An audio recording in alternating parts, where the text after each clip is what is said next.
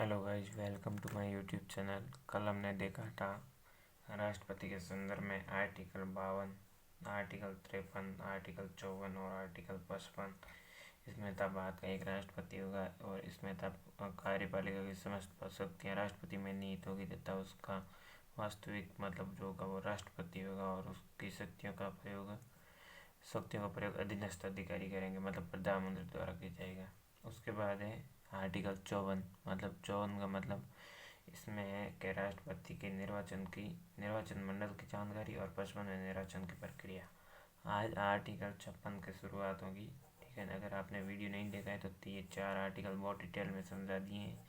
पिछला वाला वीडियो देख के और पार्ट नंबर 1 उसमें बढ़िया से समझाए, ठीक है ना। वह राष्ट्रपति का कार्यकाल में आपको ध्यान रखना है। देखो, इस 56 में दो भाग है, ठीक है ना। जैसे अगर 56 क कह दें या 56 ख कह दें, ठीक है ना। यहाँ पर 1 कह दें, यहाँ पर 2 कह दें, ठीक है। ये एक ही बात हो गई, ठीक है। और 56 में दिए गए हैं सीधा सीधा कार्यकाल, ठीक है। कार्यकाल में 56(1) में 56(1) में इसमें कार्यकाल है। कार्यकाल कितना होगा? कार्यकाल होगा 5 वर्ष। ये 56(1) में 56(1) में दिया हुआ है। 56(1) में दिया हुआ है कि राष्ट्रपति अपना त्याग पत्र देंगे ना, वो उपराष्ट्रपति को संबोधित करते हुए देंगे।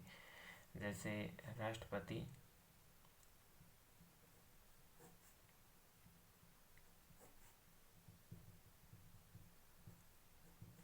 त्याग पत्र उपराष्ट्रपति को संबोधित करते हुए देंगे। मतलब यही है कि अपन जैसे बचपन में स्कूल जाते थे ना, तो जैसे एप्लीकेशन लिखते थे तो उसमें प्रधानाचार्य या प्रधानाध्यापक ऐसे लिखते थे। ऐसे नहीं लिखते थे ना कि प्रधान मतलब चपरासी को देते ना, तो भी मतलब संबोधित प्रधानाध्यापक को ही करना पड़ता था। मतलब to the head master, to the principal ऐसे लिखते थे, ना कि टू द चपरासी, ऐसे तो नहीं लिखते थे, ठीक है ना। उसके बाद आगे 56 में 56(1) में लिखा हुआ है 5 वर्ष, ठीक है। 56(1) में लिखा हुआ है राष्ट्रपति अपना त्याग पत्र उपराष्ट्रपति को संबोधित करते हुए देंगे। 56(1) जैसे 56(1) ख में लिखा हुआ है। ये मोस्ट पार्ट है, इसलिए मैं मतलब इतना डिटेल में पढ़ा रहा हूँ, ठीक है ना। 56(1) में ख में लिखा हुआ है कि राष्ट्रपति के विरुद्ध महाभियोग तभी लाया जा सकता है जब उन्होंने संविधान का उल्लंघन किया है, ठीक है ना। संविधान के उल्लंघन होने पर ही राष्ट्रपति के विरुद्ध में क्या लाया जाएगा? महाभियोग, ठीक है ना। महाभियोग लाया जाएगा। उसके बाद 56(1) क और उसके बाद आएगा ग में लिखा हुआ है कि जब तक उत्तराधिकारी नहीं आता है ना, मतलब राष्ट्रपति नवनिर्मित राष्ट्रपति नहीं होता है ना, नया राष्ट्रपति पद पर नहीं बैठेगा, तब तक ये पद खाली नहीं किया जा सकता, ठीक है ना। जैसे जब तक राष्ट्रपति का उत्तराधिकारी पद ग्रहण नहीं कर लेता तब तक राष्ट्रपति अपना पद खाली नहीं करेंगे, ठीक है ना। जैसे अपना पद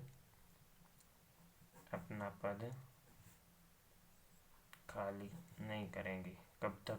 जब तक इनका उत्तराधिकारी नहीं आ जाए, ठीक है। उसके बाद अपन देखते हैं 56(1) की बातें हैं ये सब, ठीक है ना। अब 56(2) में लिखा हुआ है कि राष्ट्रपति जैसे त्याग पत्र देंगे, राष्ट्रपति ने त्याग पत्र देंगे उपराष्ट्रपति को, ठीक है। उपराष्ट्रपति ये पूरी जानकारी जल्द से जल्द लोकसभा के अध्यक्ष को देंगे, ठीक है। अध्यक्ष को देंगे, ये समझ में आया? अध्यक्ष को देंगे, लोकसभा के अध्यक्ष को तुरंत सूचना देंगे। ये 56 आर्टिकल 56 पूरा है, इससे डिटेल में कुछ भी नहीं है भाई। और मतलब एक बार पढ़ो तो ऐसा पढ़ो कि दोबारा न पढ़ना पड़े, ठीक है। 56 और इसके बाद आता है आर्टिकल 57। आर्टिकल 57 के बाद आर्टिकल 57 में राष्ट्रपति का पुनर्निर्वाचन, मतलब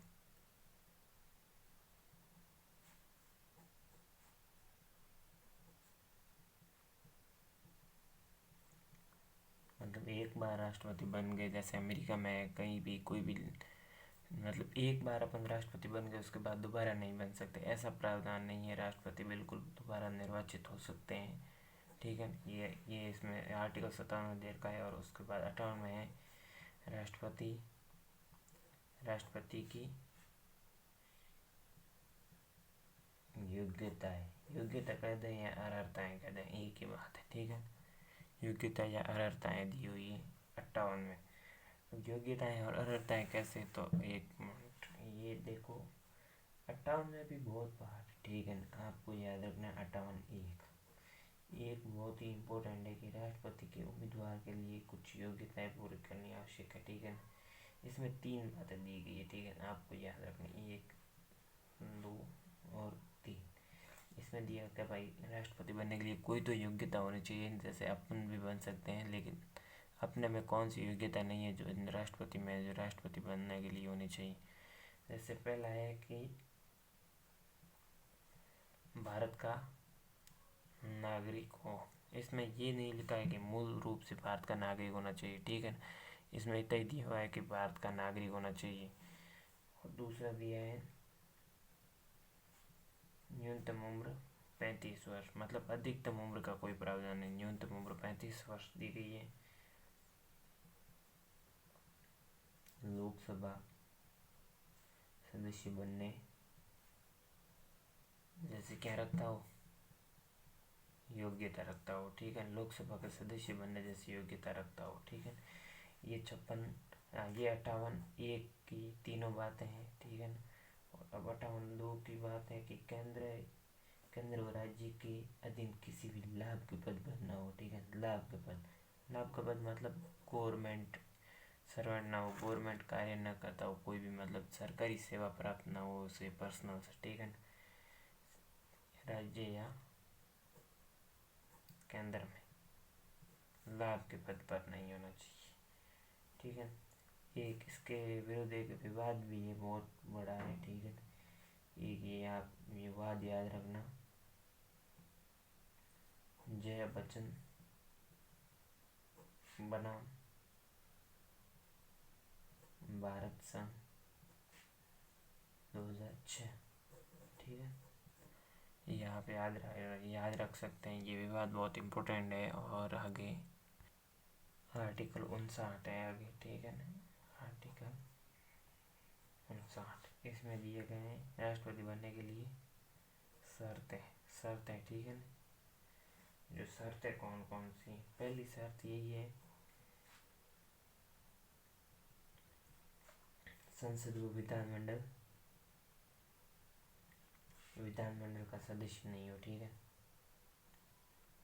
अगर है तो अपना त्याग पत्र दे दे, वरना ये राष्ट्रपति पद ग्रहण करते ही ये, ठीक है ना, ये सदस्यता समाप्त हो जाएगी। अगर किसी में भी है, विधानमंडल में या चाहे संसद में, सदन के किसी भी में, इन दोनों में भी, जैसे विधान परिषद, विधानसभा और लोकसभा और राज्यसभा, इनमें से किसी में भी सदस्य है ना, तो भी अपना त्याग पत्र दे दे, वरना राष्ट्रपति का पद ग्रहण करते ही सदस्यता समाप्त हो जाएगी, ठीक है। और उसके बाद दूसरी शर्त आपको याद ये रखनी है कि ये पद ग्रहण करने के पश्चात लाभ का पद धारण नहीं करना, ठीक है। राष्ट्रपति का पद ग्रहण करने के बाद किसी लाभ के पद को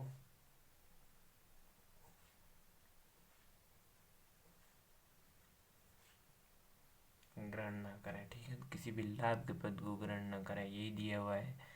और इसके बाद तीसरी शर्त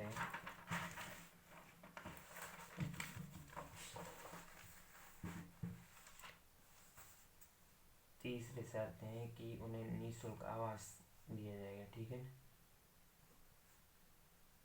निःशुल्क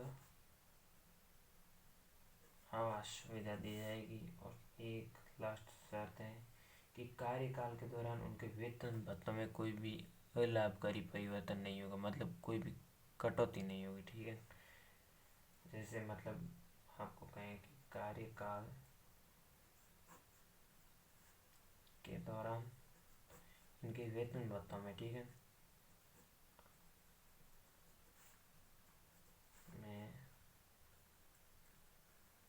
अलाभकारी परिवर्तन, ठीक है, अलाभकारी परिवर्तन होगा। इनके वेतन भत्तों में कटौती नहीं की जाएगी, ठीक है। और इसके बाद ये राष्ट्रपति की ये बात ध्यान रखनी है आपको। आर्टिकल 59 में, आर्टिकल 59 के बाद आता है आर्टिकल 60। आर्टिकल 60 में यही दिया हुआ शपथ, मतलब शपथ या प्रतिज्ञान का उल्लेख है, ठीक है। शपथ या प्रतिज्ञान। अब पूछोगे शपथ मतलब कैसे और प्रतिज्ञान मतलब कैसे, तो समझ चाहता हूँ, एक मिनट। शपथ या मतलब प्रतिज्ञान कैसे, तो प्रतिज्ञान वो है जो शपथ तो ये लेते हैं कि जो भगवान को साक्षी मानते हैं, प्रतिज्ञान वो लेते हैं जो नास्तिक होते हैं, ठीक है। नास्तिकों के लिए ये, और ये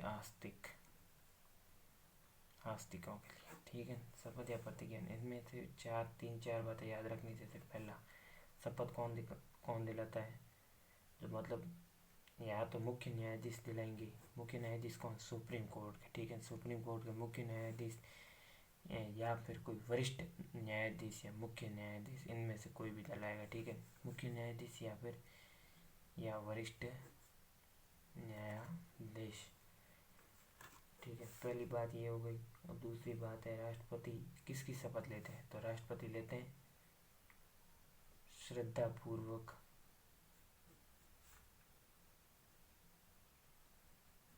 संविधान व विधि की रक्षा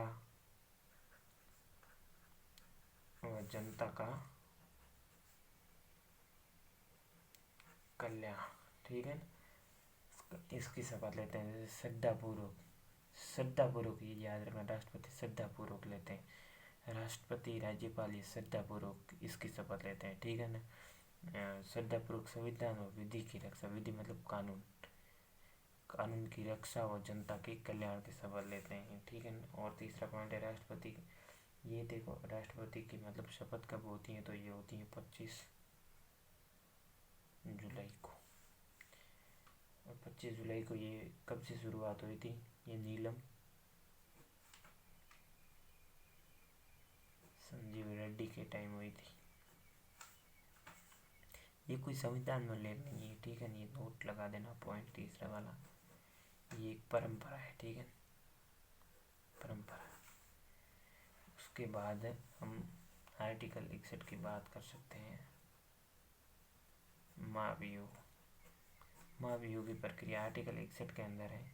महाभियोग को बहुत ही हम डिटेल से समझेंगे, ठीक है ना। ये किस सदन में लाया जाता है, कितने मतलब सदस्यों द्वारा प्रस्तावित होता है, कौन कौन इसमें भाग लेता है और किस सदन में लाया जाता है, ये सब बातें समझेंगे, ठीक है ना। तो पहला यही है कि कारण क्या है। कारण तो एक ही है,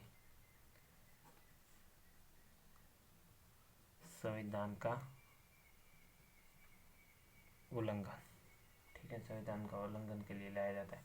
किस सदन में लाया जाता है, तो राज्यसभा या लोकसभा में, किसी में भी लाया जा सकता है। कितने सदस्यों द्वारा लाया जाता है, 1/4 सदस्यों द्वारा लाया जाता है।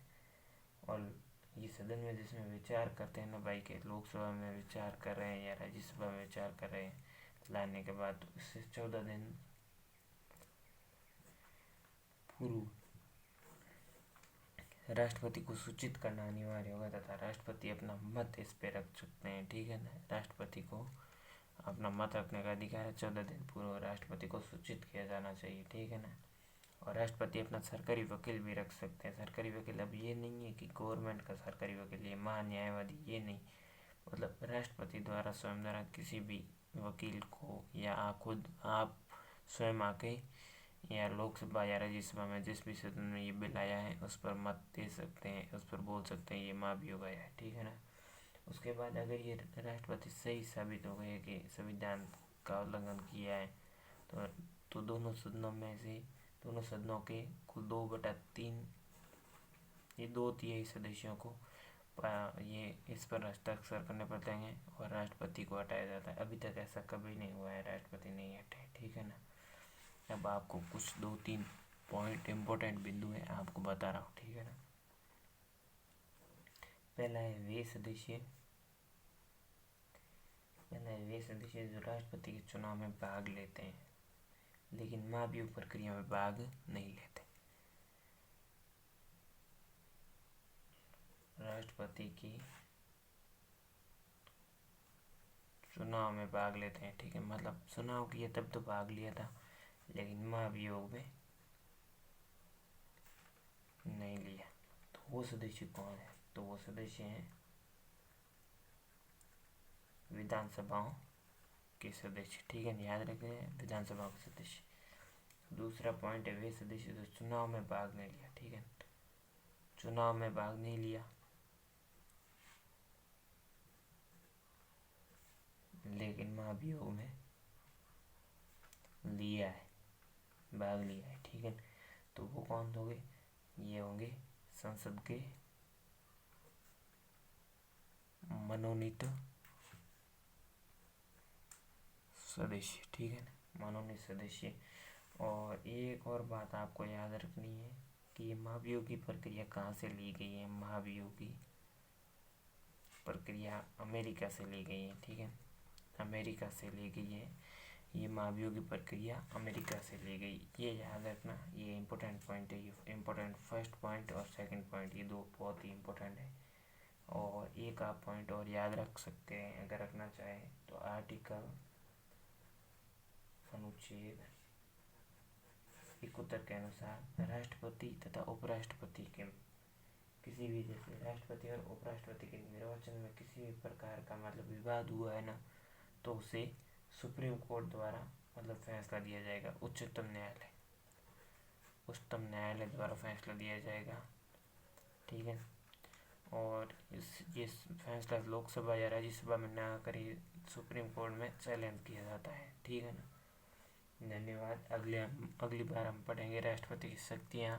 पसंद आया तो लाइक ज़रूर करें वीडियो को। धन्यवाद।